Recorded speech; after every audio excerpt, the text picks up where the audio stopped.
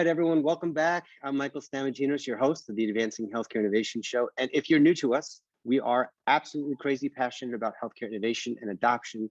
And our aim is to bring stories of innovation within healthcare, highlighting real people who are truly innovating within our space. And look, if you haven't been with us before, we have an action-packed jam rest of the year.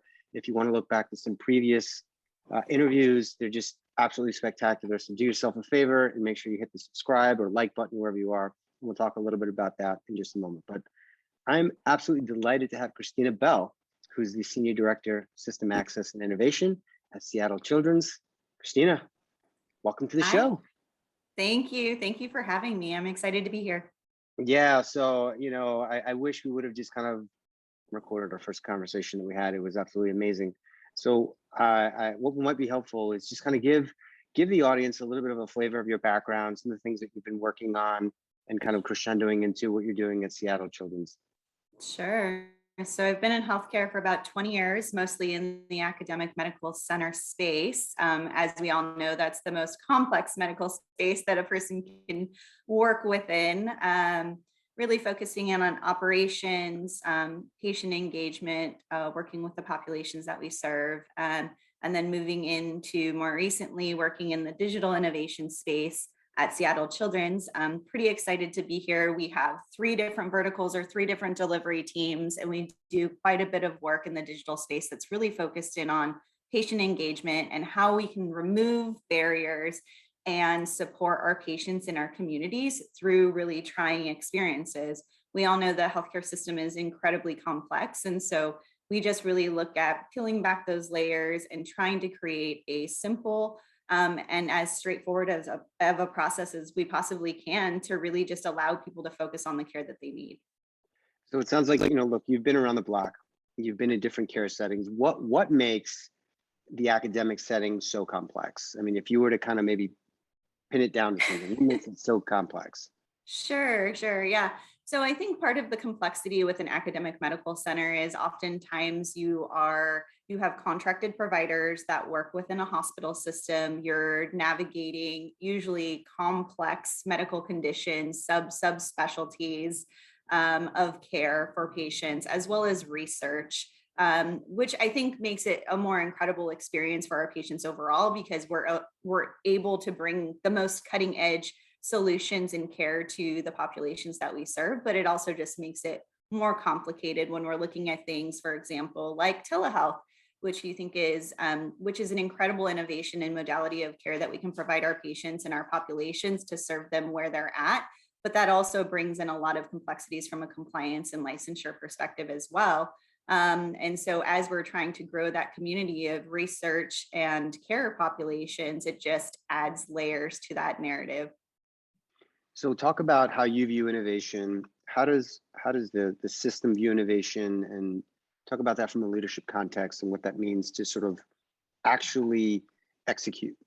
Yeah, so I think that's a really challenging conversation. The way that we really look at it is whenever we're thinking about a project or a product that we want to bring to serve our population, we really go to the patients first. We really go to the patients and our operational partners, and we say, where is the need? Where is the area of focus? Because just because you build something within technology doesn't mean that that is going to serve that individual's need right then and there. So if you build it, where they come, right?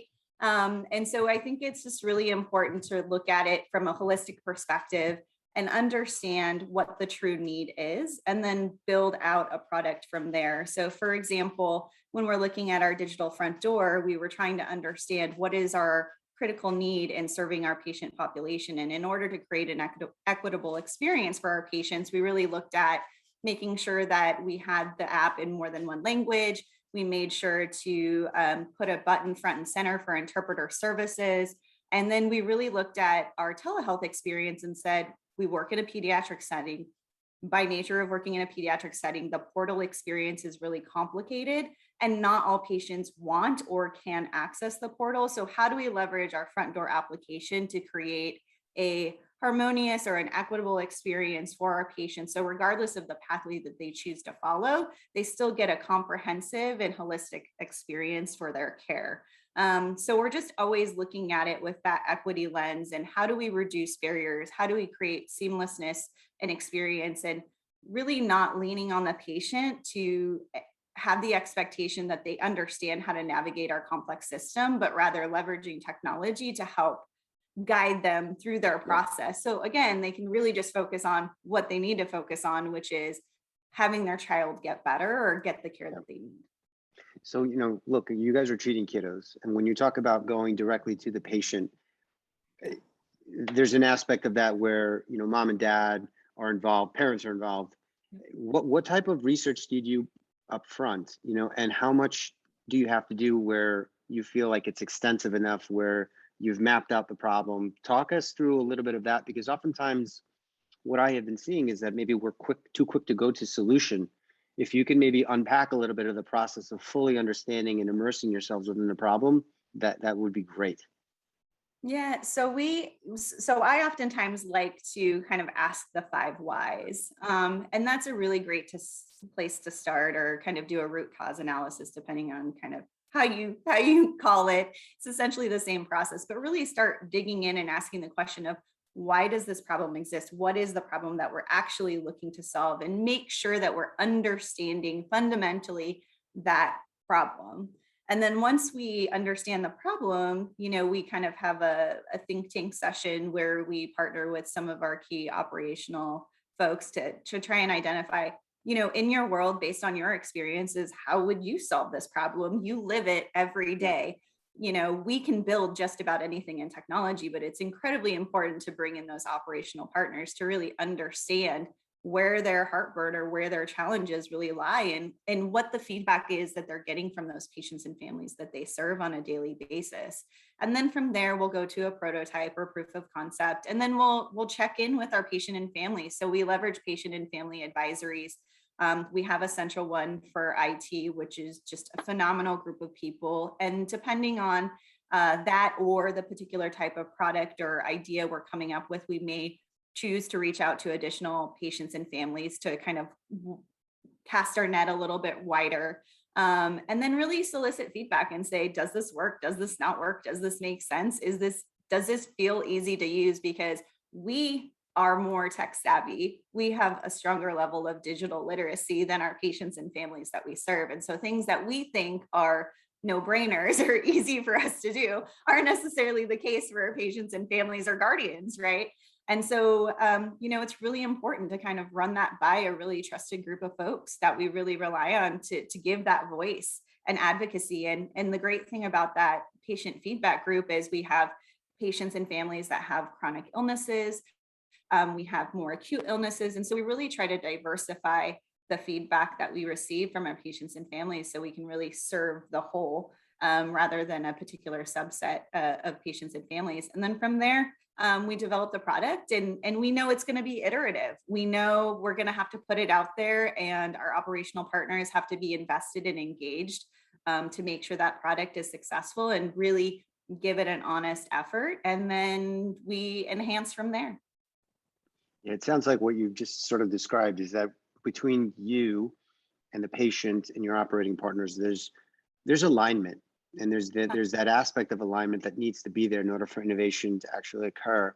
And I'm wondering, some of those folks that are listening in don't have the luxury of having a robust resources and team, where you can kind of develop in-house. What are some of the factors that you consider, that your team considers when you're trying to innovate, that make you think about, well, let's build it, versus maybe perhaps looking for innovation from the outside and bringing it in? Can you maybe talk through some of those thinkings? Yeah, the build versus buy, right? So to be honest, my team was really small. So even just a year ago, I had a team of roughly 4 people, just on the virtual side of house. So it was myself. I rolled my sleeves up, and I was that operational liaison, or building those bridges and developing those relationships, while my technical team was split between hardware training, and actually building the product. So yeah, it's a hard conversation, and it's a challenge. And I think what you have to do is really take an honest look at yourself and your delivery team to understand whether or not they have the skill or the expertise. And even if they do, is it going to meet the need in the time frame that you need it by? What's the urgency of needing a particular product? Because even if we do, which we now have, we have a a developing team as well to do the app. So we have a developer team of roughly 6 people. So we have the capability of building quite a bit of stuff from the development standpoint, but does it really make sense to leverage that level of expertise doing that particular type of work? Or does it make sense to leverage them for more feature development and more nuanced work that isn't necessarily something that's readily available, like our languages other than English, building out different features and functionalities within our system that are more unique, that cater to our population that we serve, versus something that's more generic, like a CRM system where we could just go buy something out of the box from like Salesforce as an example. So it's really about spending the time and having those honest conversations with yourself and your team of where is their value most spent, like best spent, versus where do the dollars make more sense to just buy a product that we can use and execute immediately. Give us an example of like maybe a timeline. You know, if you have a problem, you understand the problem, and then you go through to start developing. Are there any little wins that you think are worth sort of sharing where you've internally innovated, built something, deployed it? Give us a grasp of some of those things. Absolutely. Yeah, absolutely. Like we are a passionate bunch over at Seattle Children's, Yeah. if you haven't noticed. Yeah. And yeah, and we're really proud of the work that we do. One of the really we think it's exciting. We think it's exciting to think out of the box and think about, just because something's status quo doesn't mean it has to continue to be status quo. So a really great example of that is when we were first launching telehealth. Like most other organizations within the country, it was relatively novel to their organization, and it was a result of COVID. So when we launched our direct to consumer, it was absolutely in response to that COVID experience and needing to make sure that we still were able to see our patients and the population that we served. And so from that initial launch, we received some really great feedback from internal partners about thinking about that portal experience for our patients. And so we started digging in further. And so while we were doing kind of a concurrent data analytics around portal experience and telehealth at Seattle Children's, we were also saying, we know there's a need and we're not meeting it, and we're not creating an equitable experience for our patients. So how can we make this better? What are those barriers that we are inadvertently creating by launching telehealth? And so one of the things that we recognized early on was not everybody has access to hardware or technology to be able to do a telehealth visit, just plain and simple. And so we were fortunate to get some grant funding, and we developed what we call a loaner device program. So now we're able to provide devices out to those individuals that I have identified that they need support. It's free of service. They get it for 6 months. We can ship it anywhere within Washington state. We're looking at expanding across our region. We created a scalable solution so that now we can just send devices. They literally can walk out of the hospital after an appointment with a device, and they can go and continue their care at home free of charge. We embedded the broadband connectivity option as well. So if they've identified that they need internet bill pay, we can offer them that support. If they just need a hotspot because they live in a rural area and it's just not great cellular service, we can offer that too. And so it was just a really simple way that we could help say, hey, this is a barrier and this is something we can actually support. So I think that's a really great example, but we have many others around language and engagement that we really are proud of with our text capabilities, that we're really trying to lean into and figure out how can we best serve all of the languages and all the cultures and all the people that come in to Seattle Children's. And so that's another area that we're really proud of and really have been spending a lot of time. Yeah, you touched on an aspect that I'm very, very passionate about, this idea of access. And it can mean different things to different people. In this context, we're talking about access to specialized care that normally people travel great distances just to get to. So the fact that maybe you can have a mobile device in your pocket that gives you access to world-class clinical care is something that really, it's innovative. And I mean, we're building bridges. That's really what you're doing. You're building bridges, you're building pathways towards this.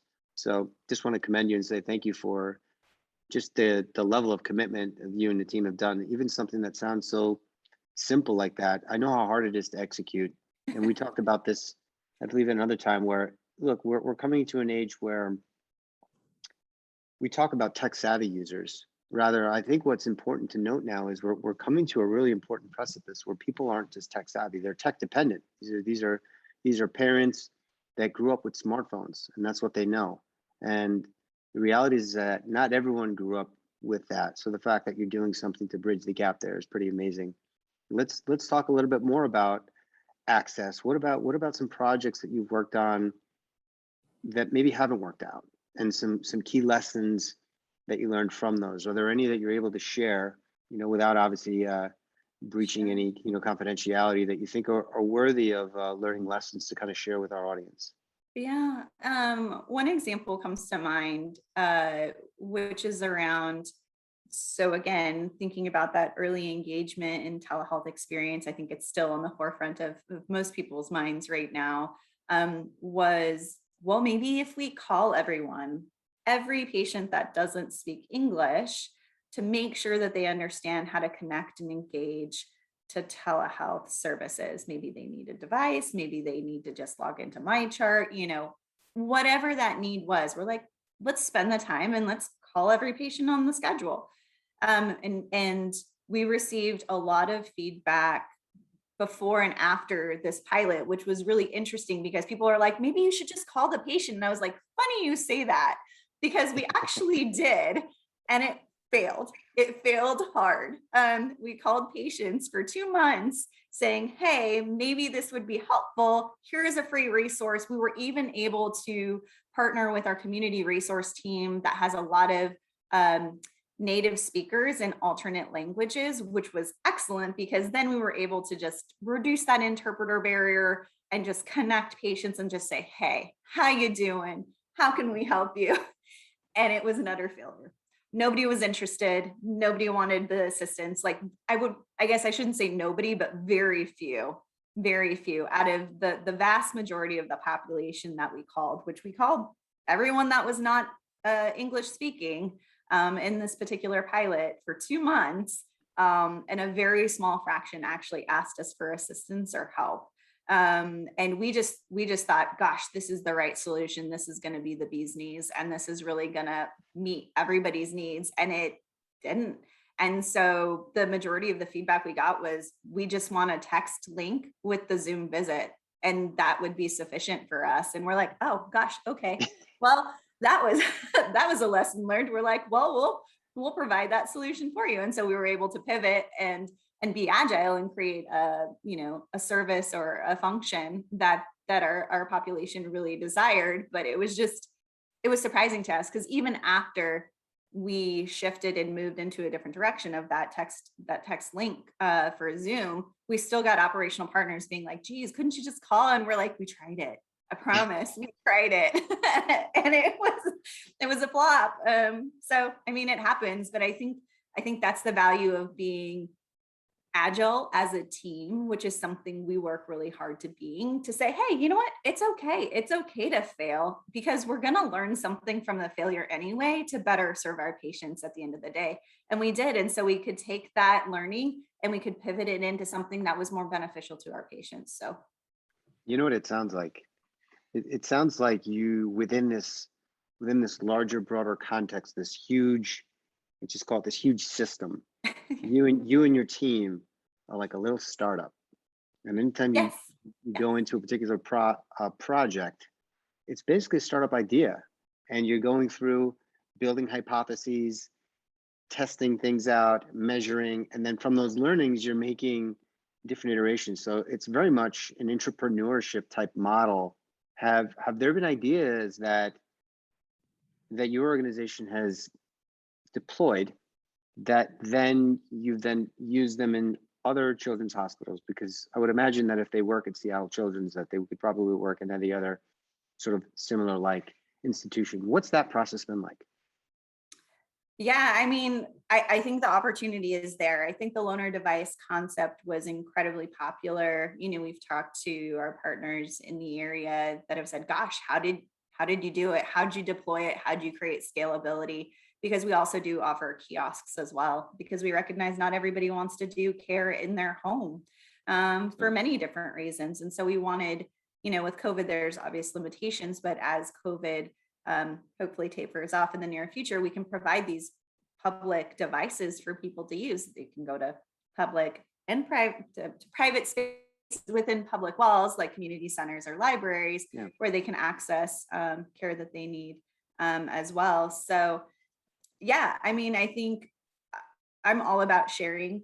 You know, I think a lot of people that I've talked to across the nation are dealing with the same trials and tribulations, whether it's how do we reduce disparity? How do we create consistency in care? How do we maintain the commitment for telehealth, that buy-in and that engagement? How do we deal with licensure and all of those state to state problems, but we're all fighting those same battles, right? Like, how can we collaborate? So we're always open. We're always open to collaborating and sharing, because we just want to make sure, regardless of who that kiddo is and where they are, that they're getting the care that they need, whether it's with us at Seattle Children's or Boston or wherever that may be. And so you know, we're really excited about that space. And we're also really excited about the partnership that we have with Amazon Web Services. And we're starting to lean in with opportunities with Google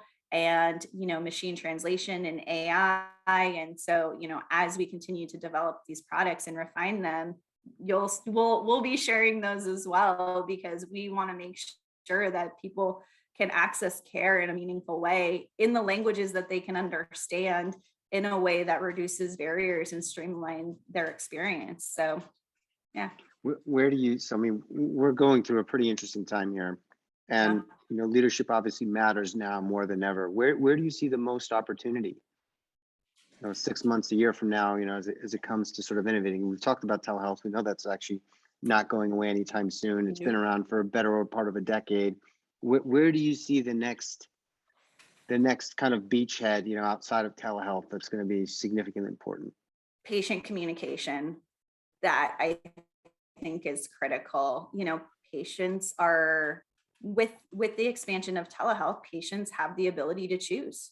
They have the ability to choose where they receive care in many cases. And I think making sure that we have meaningful engagement and communication to our patients in the way that they prefer, right? Not just voice calling them and dumping a whole bunch of information, but being able to say, oh, you prefer text communication? Here's how we can enable that. Oh, you would like self-service? Great. Here is how to self-service schedule, right? I think that is really the area to focus on in the near future, because if we're not able to provide meaningful communication to our patients, hey, we've received a referral, we're processing it. Peace of mind, right? That peace of mind that we can offer those families, especially in the pediatric area where they have a referral to an oncology for their kiddo. Gosh, I'd call 20 times a day until I got an appointment scheduled. Like, those are the things to me that really matter, that we have a massive opportunity to focus in on, especially in languages other than English. Absolutely. So I think I actually swiped this from Jeff Bezos, where he said that Amazon is innovating the things that they know that aren't going to be changing. And what you just described is innovating in areas that we know that aren't going to be changing, in the sense that patients are always, especially for kiddos, their parents are going to want them to get in to be seen expeditiously. They're going to want a pleasant experience. They're going to want to have some form of access, whether it be on phone, or those things aren't going to change. And it just seems to me that maybe what you just said here, just to kind of round that out a little bit, is that we have plenty of room for improvement in the things that we know that aren't going to be changing, and we can just stay there for a while. So from a patient communication standpoint, totally agree with you there. Curious, because there's a lot of different companies that are in this sort of patient experience, patient engagement. You as a provider, being on that side, what does it sound like? Is it a bunch of noise? I mean, how do you tease out the players from the pointed solutions, what are you looking for as a provider? We know that you can innovate in-house to some degree, but when you are looking for an external source, what are the things that really mean a lot to you? Ooh, that's a good question. Again, going back to languages, language capability is huge, which is why we've partnered. We're kind of entering into some partnerships, with Google and their Yeah. translation capabilities. I would say also that one of the huge pluses with working with AWS and our text communication platform that we're kind of building out is really looking at um, character limitations on text communications has consistently been a struggle point in many different healthcare systems. And we're just not very patient friendly. Like our level of customer service in the communications that we provide based on technical limitations shouldn't exist, right? And so looking at things creatively from that perspective and leveraging those technologies that may exist in other industries and then pivoting them into from the customer service perspective and then pivoting those to really round out healthcare experience, I think is really the opportunities that we have. Awesome. And just to sort of think about this from the work that you guys are doing, because you guys are doing some pretty incredible work. How can people follow your work? Maybe take a few moments to kind of share and boast a little bit about Seattle Children's and how people can follow your work. Yeah, well, it's been pretty exciting lately. We've gotten a little bit of press from the digital side of house. We've been working really and spending quite a bit of energy around how we can reduce digital inequities within the population that we serve. And so there was recently a case study done with some of that focused work with the advisory board. And we've been working on enhancing our digital patient experience. And so I've been kind of doing some local kind of chats about that as well, and it's all really exciting work. And so I think it's important to highlight what we learn, our trials and tribulations and lessons learned, so that other organizations can learn from that and hopefully accelerate their innovation as well.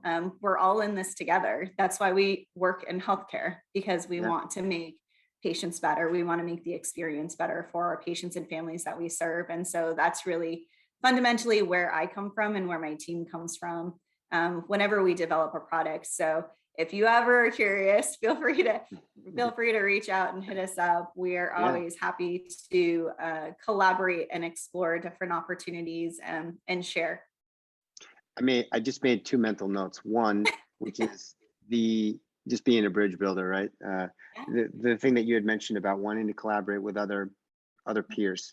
I'm wondering if something like that exists, and if not, that's probably an opportunity for us to connect and build bridges to other professionals like Love you it. that are working in the academic setting, that are working with kiddos. Because it just appears to me that, I don't know if it's just a coincidence, and I don't believe it is, but when you're working in sort of the pediatric segment, it's not just a job, it's a calling, and people truly want to make an impact.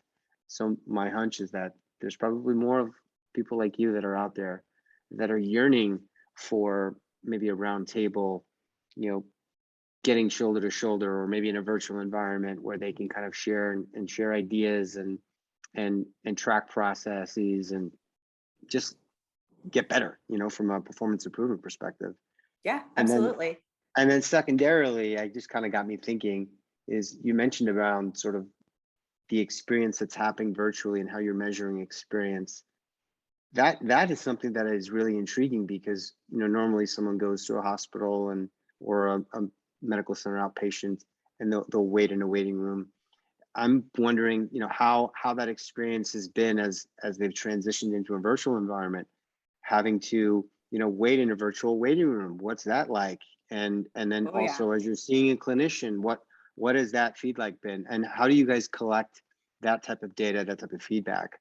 Yeah. So we typically use Press Ganey and leverage our patient experience partners, but it's hard, right? So we do go back to the patients, we go back to the patient voice, we go back to advisory groups, we go back to our operational partners and say, what have you all been hearing? You know, we constantly are doing a pulse check on kind of how things are working. How do they feel? Because while our patients are our primary customers, if our providers aren't engaged in using the technology that we create, the patients won't have access to it either. They'll just go back to in-person visits, right? So it's very much a collaborative experience. And so we welcome feedback, whichever, however you want to give it, because that's how we can actually learn and grow and evolve and enhance our products that we're, you know, that we create. And I think that's really important. We found that in our feedback about the virtual waiting room versus the in-person experience, people are far more comfortable waiting in an actual waiting room than in a virtual space. You know, people don't really have a tolerance for waiting for virtual visits. If they schedule an appointment at 11, they want that appointment at 11, and they don't really want to wait or care if a provider is delayed, you know? So I think there's a tremendous amount of opportunity in, you know, how we can create efficiencies in our providers' experience to then enable our improvements in our patients' experience, and the understanding of that, like virtual at your fingertips and lack of desire of wait. And then how can we create, really, especially in the pediatric space, like engagement solutions within that waiting space, to distract them as if they would be in the real waiting space, being able to play with toys or video games, or, you know, whatever distraction that we would have in person in that virtual space. So there's a ton of opportunity as well. But yeah, that's been a really interesting learning for sure. Yeah, so now you guys are going to be loaning out Nintendo Switches as people are waiting, and all these fun games while they're waiting in their home. No, I'm just kidding. Yeah, well, we have these Bungee iPads, which we use for our patients for distraction and we call it edutainment, education and entertainment. And we're constantly looking at, like, can we send that home, or like, can we embed it, or, you know, so we're always thinking about these zany ideas. But I think that's the fun, you know, every person comes in with a different narrative, with a different experience. And so we want all of the ideas. One of our providers actually within the organization is building out a Minecraft of Seattle children's, because patients are restricted to their rooms. He's trying to create a digital space where patients can roam around in VR through Minecraft, right? So it's just all these cool things. Like, technology offers us limitless opportunities. It's all about how we bring that story together and create an experience, again, that is simple, that reduces stress and friction as our patients and families and guardians are navigating a really complex situation, right? And so that's what excites us.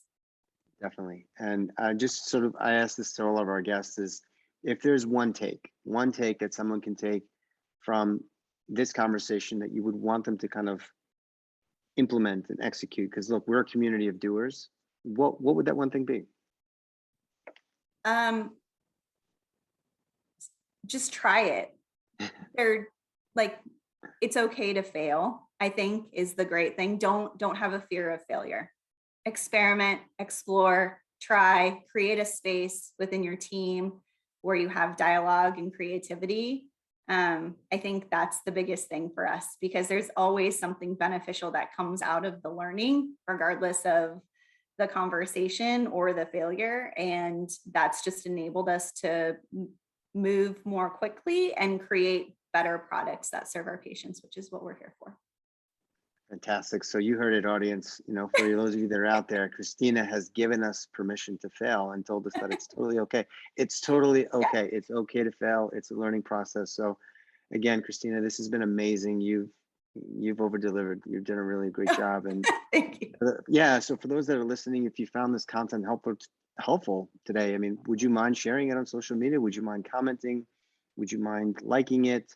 And look, I'm just really grateful when we have passionate people that come on to this show that are really truly trying to make a difference, to advance healthcare forward. And look, I welcome more and more doers into our community, because my belief is that the more people you have that are out there rowing together, moving towards that common goal, which is really inevitably advancing society at large, then I think we're in a much better place. So Christina, thanks so much for everything, and I'm looking forward to our next conversation. Yeah, likewise. Thank you so much, Michael. It was a pleasure as usual. You bet. Bye.